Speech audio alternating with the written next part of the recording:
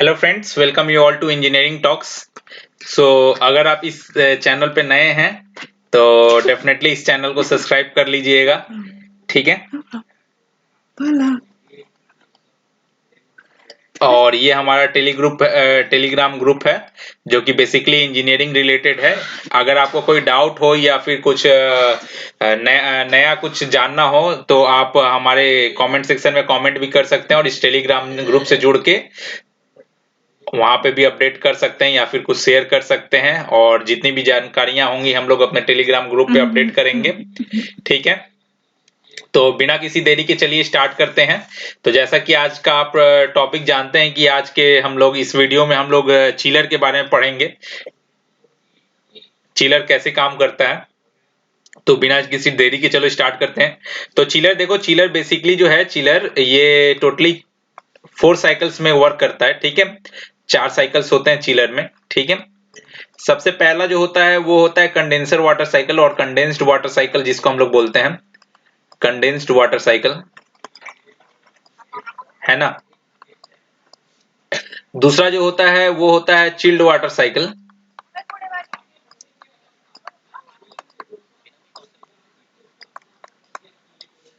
तीसरा जो होता है वो होता है अपना कंप्रेशन साइकिल।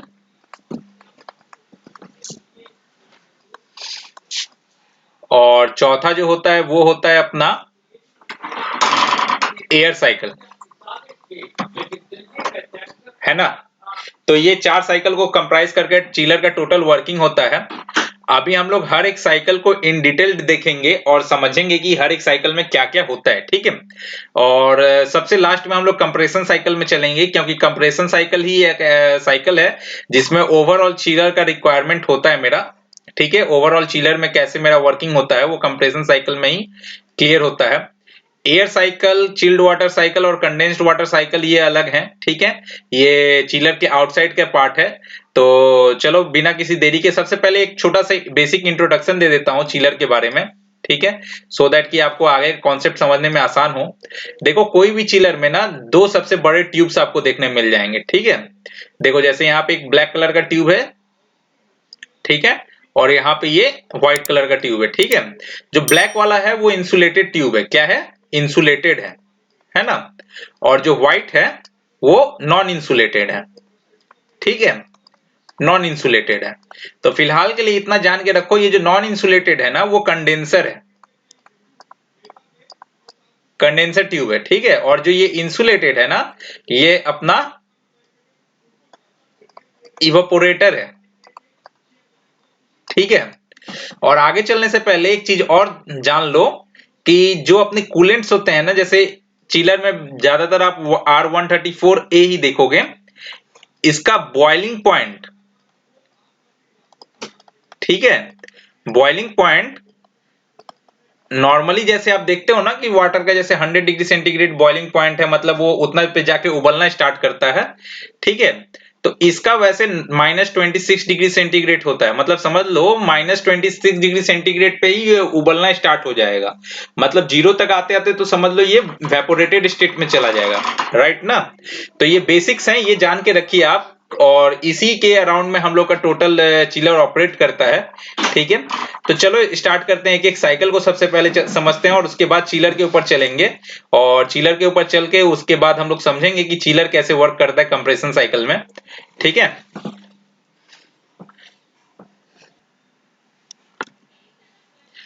तो चलो हम लोग आ गए हैं यहाँ पे, बोलो कहां पे, कंडेंसर वाटर साइकिल में, राइट ना। कंडेंसर वाटर साइकिल और कंडेंस्ड वाटर साइकिल, ठीक है। कंडेंस्ड वाटर साइकिल जो है वो कंडेंसर के थ्रू होता है, ठीक है। जैसा कि आप लोग जानते हो कंडेंसर, कंडेंसर क्या है, कंडेंसर के अंदर अपना कॉपर ट्यूब्स होता है और इसमें जो है रेफ्रिजरेंट आके कूल होता है, ठीक है।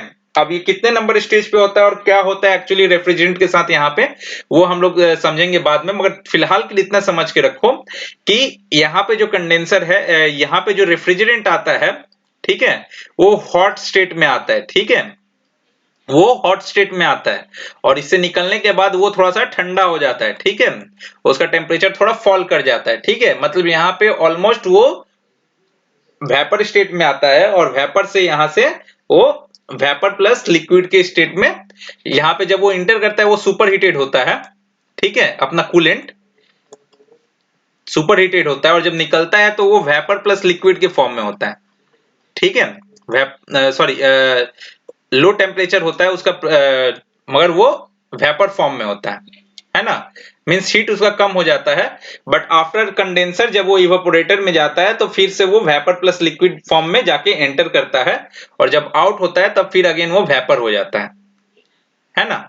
तो चलो इसको आगे समझते हैं। मतलब यहाँ पे मोर और लेस अपना जो रेफ्रिजरेंट है उसका टेम्परेचर जो है वो गिरता है, फॉल करता है, राइट। तो वो जो टेम्परेचर फॉल करता है उसके लिए हीट एक्सचेंज करना होगा। अब वो हीट एक्सचेंज कैसे होता है? वो हीट एक्सचेंज होता है मेरा इस पानी के थ्रू, ठीक है। ये पानी कहाँ से? ये कंडेंसर वाटर लाइन का पानी है, ठीक है, ये कंडेंसर वाटर लाइन का पानी है, ठीक है। यहाँ पे जो पानी है ये कूलिंग टावर के थ्रू आता है, और कूलिंग टावर के थ्रू ये ठंडा होके आता है। देखो यहाँ पे ब्लू कलर में जो लाइन दिखाया जा रहा है ये ठंडे पानी का लाइन है, कोल्ड वाटर लाइन है, ठीक है। और ये जो है ये हॉट वाटर लाइन है ना। तो कंडेंसर के थ्रू जब वो अपना सुपर हीटेड वेपर जो आता है, सुपर हीटेड वेपर अपना इस रेफ्रिजरेंट का, अपना रेफ्रिजरेंट R134A पकड़ लो, अपना मैक्सिमम चिलर्स में यही देखने मिलेगा। ये जब हीट होके आता है तो कंडेंसर के अंदर वो अपना हीट एक्सचेंज करता है और इन पानी में अपना हीट दे देता है, और पानी क्या करता है फिर उस हीट को ले जाके पंप के थ्रू वो कूलिंग टावर में पंप किया जाता है। कूलिंग टावर कैसे ऑपरेट करता है इसके लिए आपको और एक वीडियो देखना होगा, तो उसका भी वीडियो मैं बना दूंगा कूलिंग टावर का सेपरेटली, कि कैसे कूलिंग टावर वर्क करता है। वहां से जो ठंडा पानी है वो फिर बैक सर्किट में आता है, और इसी तरीके से ये पानी इस लूप में घूमता रहता है। इन द प्रोसेस यहाँ पे कुछ पानी वेपराइज भी होता है, बट वो बहुत ही नेग्लिजिबल स्टेट में होता है, ठीक है, बहुत ही नेग्लिजिबल स्टेट में आउट होता है। तो इस सर्किट में मोर और लेस पानी जो है बहुत समय तक कांस्टेंट ही रहता है, ठीक है, बहुत धीरे धीरे पानी कमता है कूलिंग टावर में, ठीक है। तो चलो आई होप कि आपको कंडेंसर वाटर साइकिल समझ में आया होगा, कंडेंसर वाटर साइकिल में कहाँ पे हीट एक्सचेंज होता है वो समझ में आया होगा, ठीक है। इसके बाद हम लोग चलते हैं chilled water cycle. Chilled water cycle या फिर कोल्ड वाटर साइकिल, जो भी बोल लो आप, ठीक है। इसमें बेसिकली क्या होता है कि जो हम लोग पानी यूज करते हैं सर्किट को ठंडा रखने के लिए, ठीक है,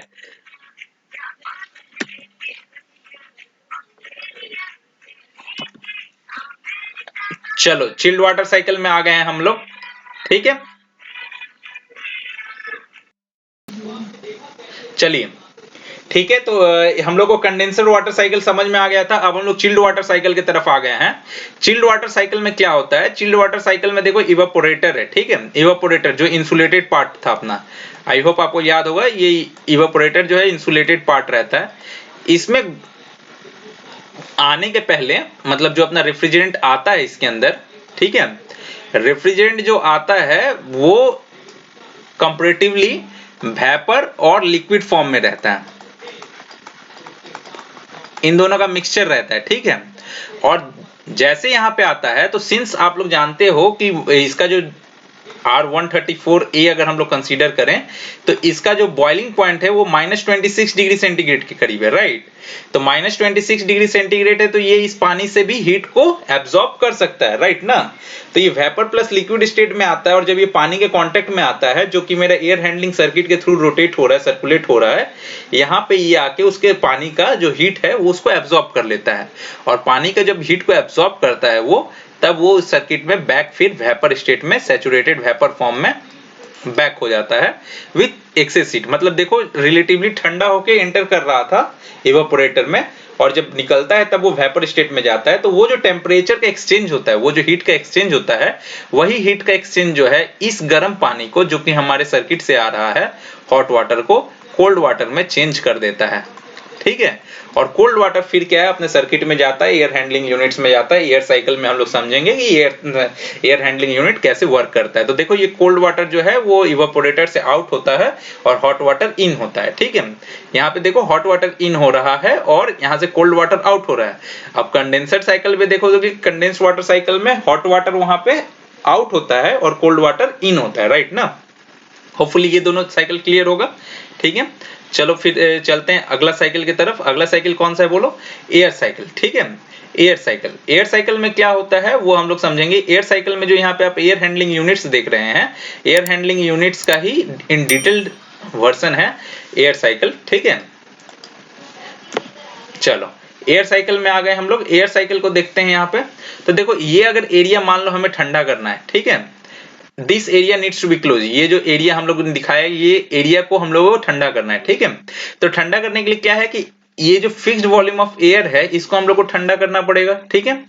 तो आप लोग एयर हैंडलिंग यूनिट का भी हम एक सेपरेट वीडियो बनाएंगे, बट फॉर इन ब्रीफ समझ लो इतना कि एयर हैंडलिंग यूनिट में भी क्या है कि गर्म पानी जाता है, गर्म हवा जाता है, नॉट पानी, गर्म हवा जाता है। गर्म हवा क्या है कि वो हम लोग ठंडे फिन्स के थ्रू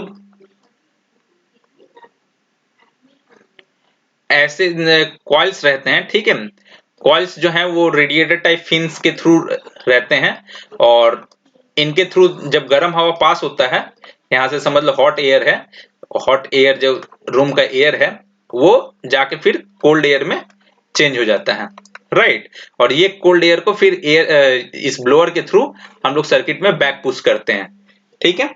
तो एएचयू कैसे काम करता है इन डिटेल, इसके लिए भी एक वीडियो हम लोग बना देंगे, ठीक है। अलग अलग तरह का एएचयू होता है, कैस्केट यूनिट होता है, फिर से गैस, यहाँ पे जैसे हम लोग पानी को यूज कर रहे हैं, वाटर को यूज कर रहे हैं ठंडा करके सर्किट को ठंडा करने के लिए, ठीक है। कूलेंट का भी यूज होता है, ठीक है, वीआरएफ में कूलेंट भी जाता है, नॉर्मल जो घर पे हमारे एसी रहता है उसमें कूलेंट फ्लो होता है, ठीक है। तो यहाँ पे जिस तरीके से पानी फ्लो कर रहा है फिन्स के अंदर उसी तरीके से कूलेंट फ्लो करता है अलग अलग सर्किट में, है ना। तो ये एयर साइकिल था। एयर साइकिल में क्या है कि हम लोग गर्म हवा ले रहे हैं, हॉट एयर इन कर रहे हैं और एक तरफ से हम लोग कोल्ड वाटर इन कर रहे हैं, ठीक है।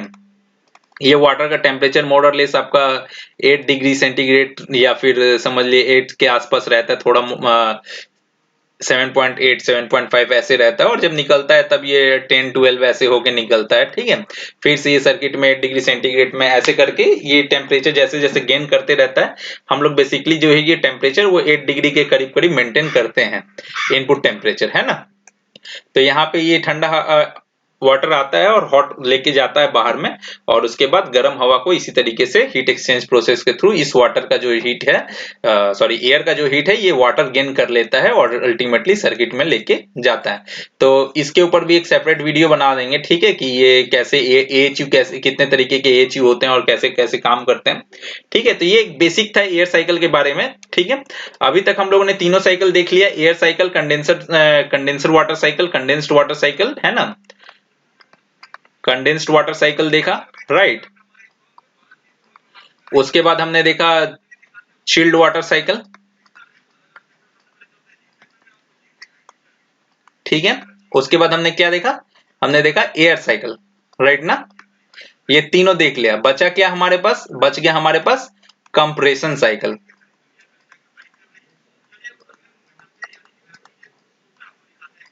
कंप्रेशन साइकिल बच गया है, ठीक है। अब कंप्रेशन साइकिल कैसे काम करता है इसको हम लोग इन डिटेल देखेंगे, ठीक है। तो चलो बिना किसी देरी के हम लोग डायरेक्ट चलते हैं अब अपने नेक्स्ट स्लाइड के ऊपर और समझते हैं कि चिलर यानी कंप्रेशन साइकिल में कैसे हमारा वर्क एग्जीक्यूट होता है, राइट ना। चलो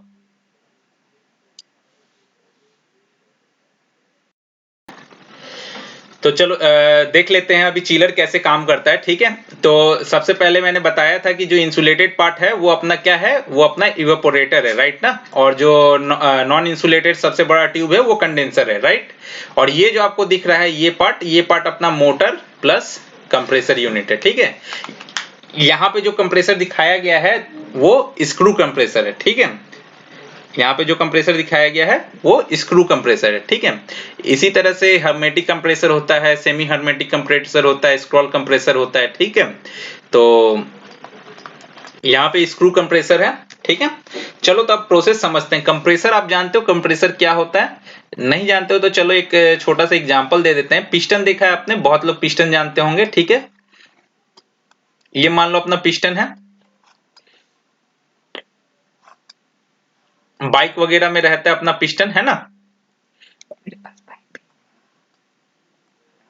कोई भी इंजन आप लोग डीजल इंजन वगैरह कोई भी देखे होंगे, टेक्निकल लाइन से होंगे तो आपको पता होगा कि ये पिस्टन क्या होता है और कैसे काम करता है।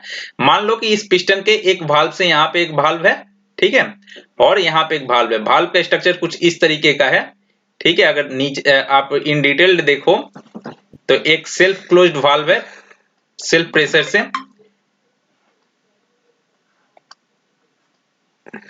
और एक सेल्फ ओपनिंग वाल्व है ड्यू टू प्रेशर, ठीक है।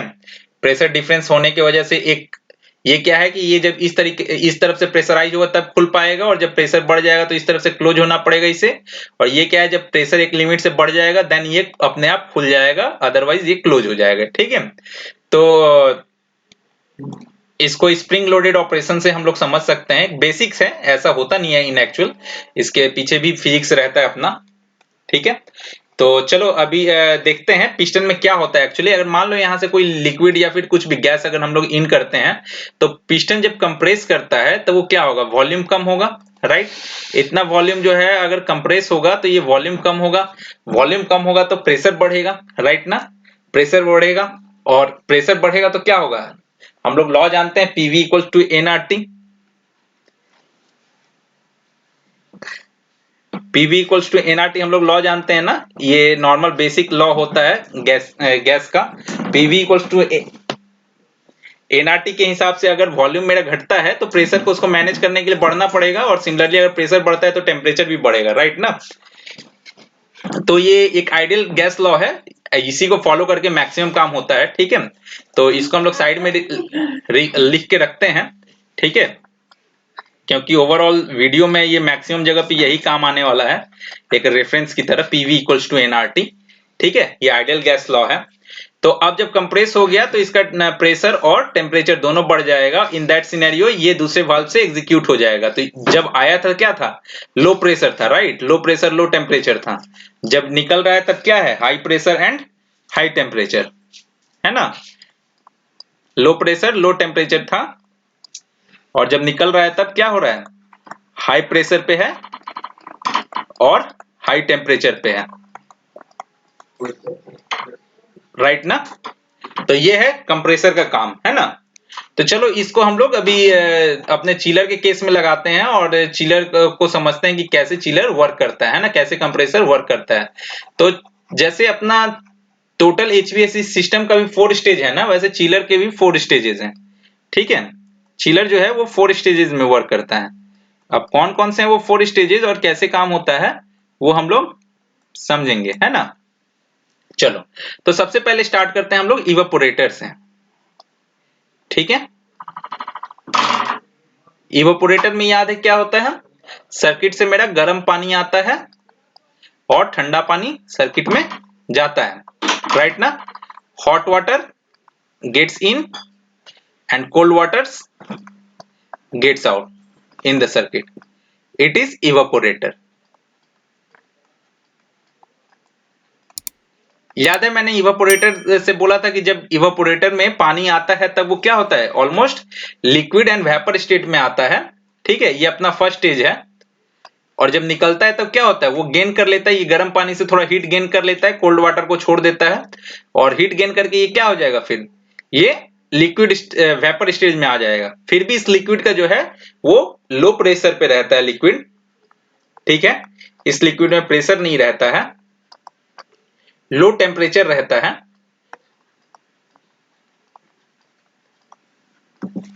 लो टेम्परेचर रहता है, ठीक है। और वेपर स्टेट में रहता है, saturated vapour stage, saturated vapour stage में रहता है, राइट। अब ये जो है ये मेरा कंप्रेसर के अंदर इन होता है, कहा जाता है, कंप्रेसर के अंदर। कंप्रेसर के बाद स्टार्ट होता है सेकेंड स्टेज, और इस स्टेज में क्या होता है, इस स्टेज में मेरा पानी जो है, सॉरी नॉट पानी but coolant, refrigerant,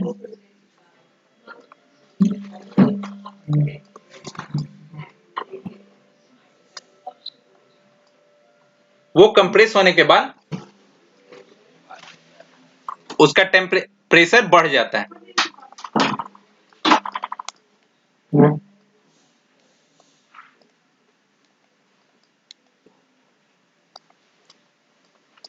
high pressure, high temperature और super heated vapour,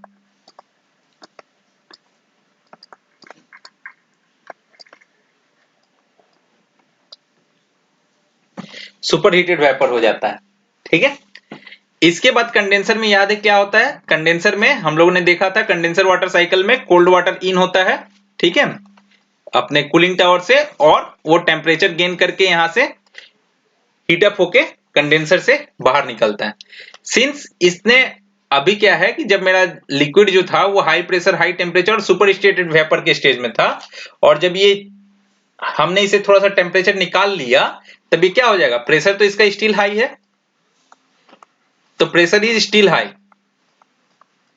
but the temperature is bit low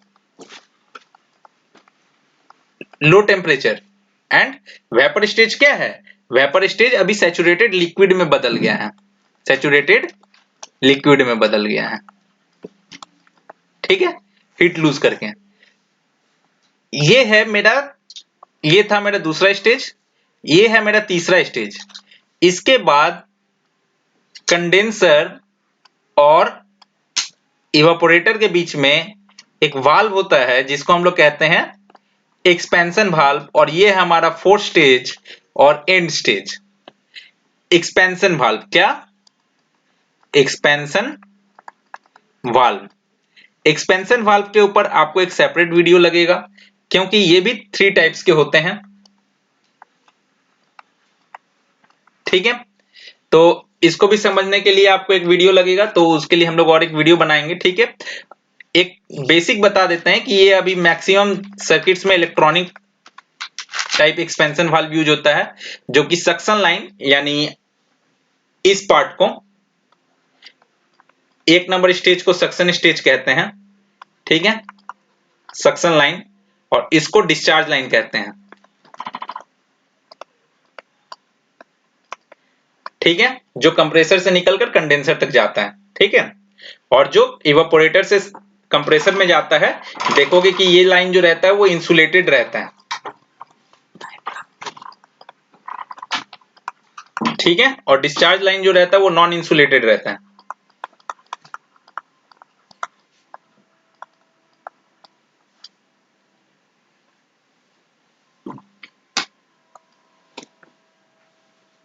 sorry,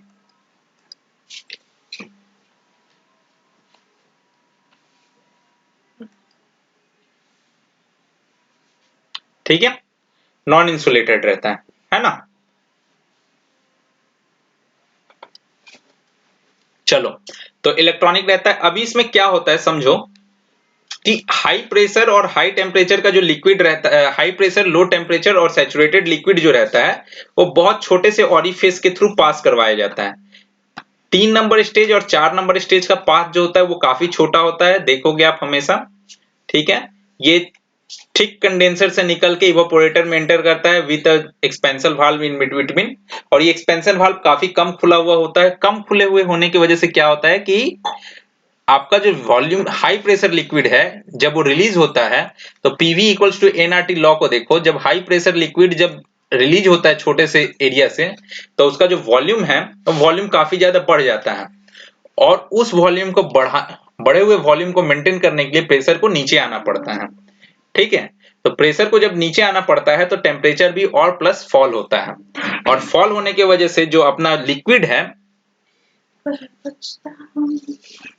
sorry, in that stage liquid को थोड़ा वेपराइज होना पड़ता है, क्योंकि प्रेशर बहुत ज्यादा फॉल हो जाता है, और वॉल्यूम को मेंटेन करने के लिए मेरा टेम्परेचर इंक्रीज करता है। और टेम्परेचर इंक्रीज होने की वजह से क्या होता है कि अभी तक जो लिक्विड सिर्फ लिक्विड स्टेज में था, वो लिक्विड और वेपर का मिक्सचर हो जाता है।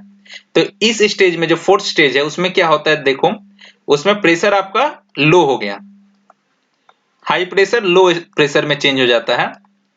ठीक है, और लो टेम्परेचर तो लो रहता ही है, बट थोड़ा सा माइन्यूट चेंज आता है। माइन्यूट चेंज आने की वजह से लिक्विड जो कि आगे सैचुरेटेड लिक्विड था थर्ड स्टेज में, उसमें लिक्विड प्लस वेपर का मिक्सचर हो जाता है।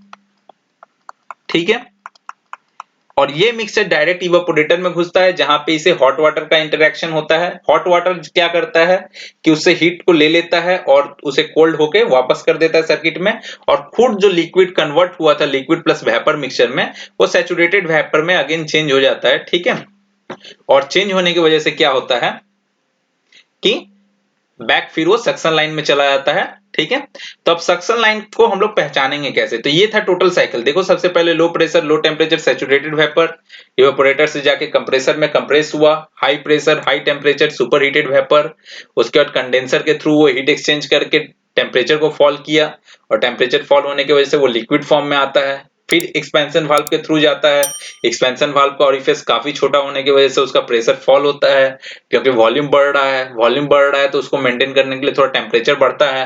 टेम्परेचर अगर बढ़ता है तो लिक्विड जो है वो वेपराइज्ड होता है, वेपराइज होता है तो थोड़ा और लिक्विड और वेपर का मिक्सचर बनता है, और लिक्विड और वेपर का मिक्सचर वही जाता है इवेपोरेटर में, जहां पे वो हॉट वाटर को कोल्ड वाटर में कन्वर्ट करता है, और उसके बाद वो हीट को लेके फिर से दोबारा वो सर्किट में बैक हो जाता है।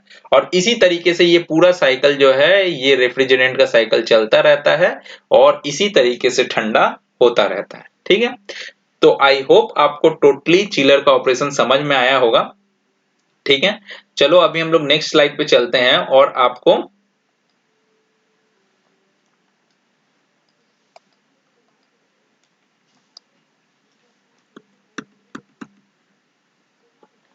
फाइनली हम लोग बताते ये देख लेते हैं कि आखिर हमारा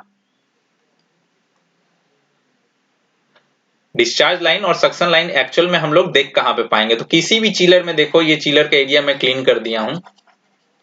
किसी भी चिलर में देखो जो कंप्रेसर लाइन रहता है ना अपना, कंप्रेसर लाइन, कंप्रेसर लाइन से देखो ये कंप्रेसर लाइन के आगे में एक ब्लैक कलर का पाइप होगा, पाइपलाइन होगा, जो कि अपना इवेपोरेटर से उठता है, जो इंसुलेटेड पार्ट है ना उससे एक लाइन उठता है। ठीक है, तो ये जो लाइन है ये सक्शन लाइन है, ये एक्चुअली सक्शन लाइन है।